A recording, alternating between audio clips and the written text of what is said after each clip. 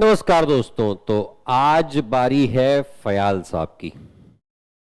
The principles of management as given by Henri Fayol. इसको हमने दो हिस्सों में बांटा है। पहला हिस्सा कुछ प्रिंसिपल्स और बाद का हिस्सा अगले प्रिंसिपल्स। तो पहला प्रिंसिपल जो फयाल साहब ने दिया था वो था डिवीजन ऑफ वर्क, कि आप पूरे काम को, जो भी आपका बिजनेस एक्टिविटीज का है, उसको डिवाइड कर दीजिए। फायदा क्या? एक, आपका काम जल्दी होगा। दूसरा, आपके लेबर की एफिशिएंसी बढ़ेगी, प्रोडक्टिविटी बढ़ेगी। और तीसरा, आपका ओवरऑल बिजनेस का प्रोडक्शन फास्ट होगा, efficiency of business will increase. दूसरा प्रिंसिपल इन्होंने दिया था अथॉरिटी एंड रिस्पॉन्सिबिलिटी, कि जिस व्यक्ति को आपने कोई काम कंप्लीट करने के लिए दिया है उसे आप उस काम को कंप्लीट करने की पूरी पूरी अथॉरिटी दें। पर याद रखिए, अथॉरिटी के साथ साथ रिस्पॉन्सिबिलिटी भी आती है। अगर कोई व्यक्ति को किसी काम को कंप्लीट करने की अथॉरिटी दी गई है तो इसका मतलब अगर वो काम पूरा नहीं कर पाया तो ये उसी की रिस्पॉन्सिबिलिटी भी है। So authority comes with responsibility. तीसरा, द प्रिंसिपल ऑफ डिसिप्लिन, क्योंकि अगर आपके बिजनेस में डिसिप्लिन नहीं होगी तो आपका ओवरऑल एफिशिएंसी कम हो जाएगा। अगर आपके बिजनेस में डिसिप्लिन नहीं होगी तो आपके पास एक्सेस प्रोडक्शन हो सकता है, शॉर्ट सप्लाई हो सकता है, multiple of the things, multiple of the problems can arise. So there has to be the principle of discipline, not only for the employee human resource but also for the physical resources. अगला principle, the principle of unity of demand, sorry unity of command, my bad.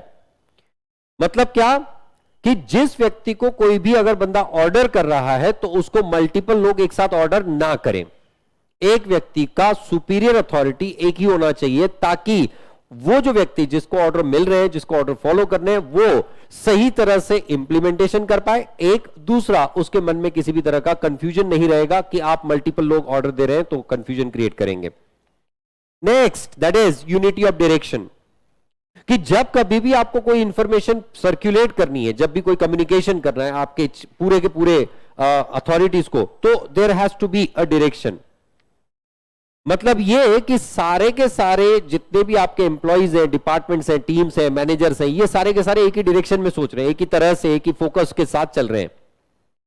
किसी business ने अगर target बनाया कि हमको इस साल में 500 करोड़ का टर्नओवर करना है, तो सारे के सारे एम्प्लॉइज को, सारे के सारे मैनेजमेंट को पता है कि 500 करोड़ का टारगेट कैसे अचीव किया जाएगा। Unity of direction, everyone thinking from the same perspective.